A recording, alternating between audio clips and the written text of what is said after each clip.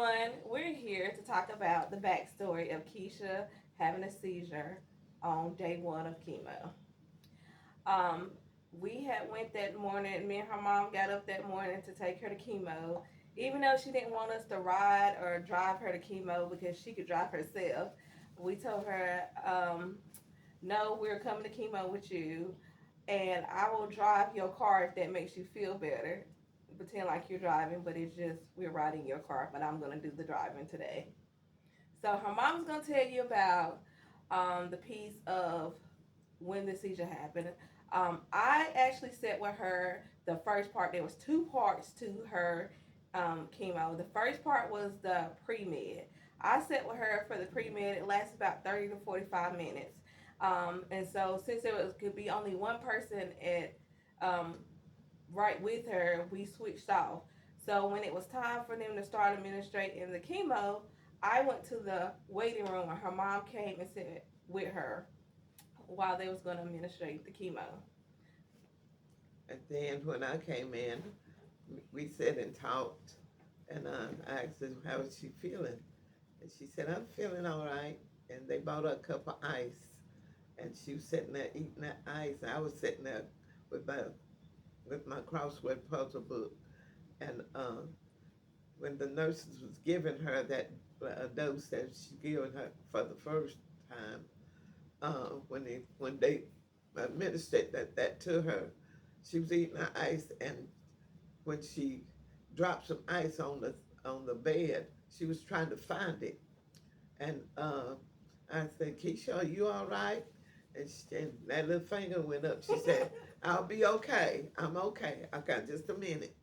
And so that's when she went into the seizures, and she also just started shaking and carrying on. And the nurses called the other nurses to come in, and I looked over there and saw Chrissy, and I just put my hand together, told her to pray, called the people for us to pray, and the nurses was around her, and they got her back to normal. And so when she told me to pray, the first person I could think of to call was Nikita. And so I'm saying, well, before that, there was a lady I was talking to in the family area, but because I work in healthcare and I always respond to emergency, before I knew it was her, I was like, "There's an emergency out there." I Mm-hmm. said, "Something is wrong." Mm-hmm. And the lady was like, "Well, how do you know?" I said, "Because I respond to emergencies, so I Mm-hmm. know them talking and how they move, and something is wrong." But Right. little did I know it was Keisha. Right. And so at this time, there was a glass, so I looked, and that's when my aunt was going like this. Mm-hmm. And so the first person I thought about the call was Nikita. So Mm-hmm. I called Nikita. I said, "Nikita, I don't know what's wrong, but I just need you to pray." Mm-hmm. Nikita said, "Let's go." Mm-hmm. And Nikita said, "Let me call Crystal." Mm-hmm. I said, "I don't know what's going on. I can't tell you what's going on at the moment, but all I know is we need to pray." Yes. And so Keita said, "Well, let me call such and such, such and such." So there was a chain. So it was like 8 people on the phone, 8, 9, 10 people on this Mm-hmm. phone call. Mm-hmm. And I was, so I continued to pray, and me and the lady in the waiting room was praying. Mm-hmm. So I put them on mute while I went out there to see what was happening, and it was like she's having a seizure. We don't know what happened. All I know is she started seizing. They said she's conscious, but we calling EMS. Mm-hmm. So EMS didn't take no time because the infusion center is kind of connected to the hospital, and it was like, "Well, meet us at blah blah blah." So I gathered the stuff, and I told my we gonna. They EMS was able to ride down with her, and they was like, "We'll meet us at the ER." Mm-hmm. So we went to the ER, and when we get in the ER, they was trying to get her registered. They just told us to hang it tight for a little bit. So when we got in the room, she was kind of looking around. She was coherent. She was just like, "I thought I was in chemo. Where am I?" Yes. And she was looking around. I'm like, "I thought I was in chemo." I said, "Well, you was." Mm-hmm. So about this time, it was probably about 1 o'clock. And so they was like, "Well, we're going to order a, MRI. Mm-hmm. Anything about the hospital, you know, they don't work. They did a CT when she first got there. CT didn't really show anything. Mm-hmm. And so the doctor come in was like, oh, has she had a history of this? And we was like, no, she don't have a history, never had that we know of. Mm-hmm. And they was like, well, I'm going to consult the neurologist and see what they say. So at first they was thinking, well, we might just go on and send her home because she hadn't ever had one before. Mm-hmm. And so we might not keep her. But in the midst of them having to wait on the MRI, probably about 5 o'clock, time had went by. She rested a little bit. Mm-hmm. And the nurse had just literally came in, talked to her, and we noticed that she was staring. Mm-hmm. And we were staring. Her mom was like, Keisha. But she was staring at me by this time because her mama was sitting on one side, I was sitting on the other side, and she was just like this.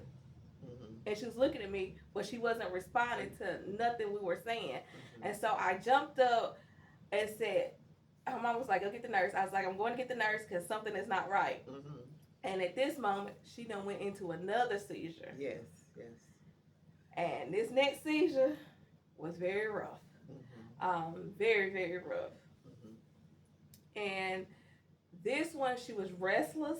Mm-hmm. She couldn't get, she just could not get comfortable. Right. And it probably, even when she came out of the seizure, they had to give her Ativan. And they gave her Ativan the first time, and they had to give her Ativan again. But this time, they had called the neurologist, and they told her to dose her, give her some seizure medicine, Mm-hmm.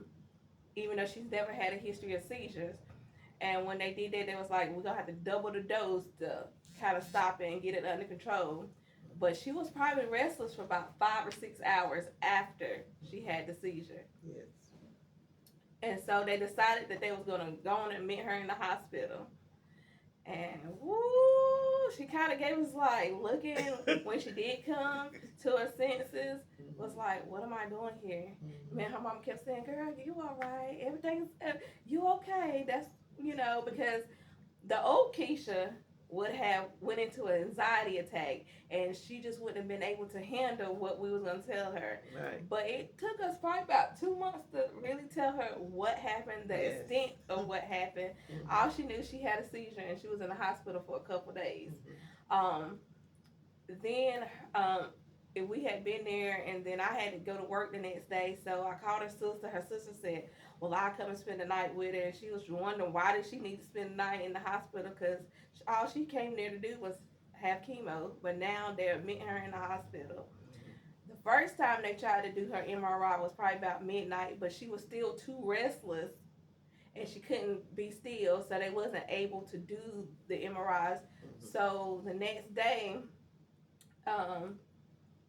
they was finally able to do it probably around 10 or 11 o'clock that morning. She was back to where she was settled. She was still trying to figure out what was going on. Yes. She still didn't really fully understand what was going on. All she knows, she was getting stuck. They were starting IVs. They was pumping her full of medicine. Then, of course, people started showing up to the hospital. And she was like, why are these people showing up to the hospital? Mm-hmm. One time, we just had a little church service in the hospital. Yes, and I know that whole hospital was Yeah. like, where did these people come from? Yes, and we prayed and we sang Thank songs, and it was a glorious time. But she still wasn't to herself holy. But God is the author of prayer, and prayer changes things, and we're so proud and so glad that she's still here with us today. And we just thank God for her friends that came in close around her. And we just give God glory for everything that went on that day, because prayer does change things. And when we were all praying and we all singing songs and singing old-timey hymns, and some of them didn't know the words, but yet still it was a glorious time. Yeah, they might not know the words, but we got there. Like I said, we had church in the hospital. Yes, we did. If they didn't believe in God that day, they was going to believe in God Amen. after we left that Amen. hospital while we was in there. Amen.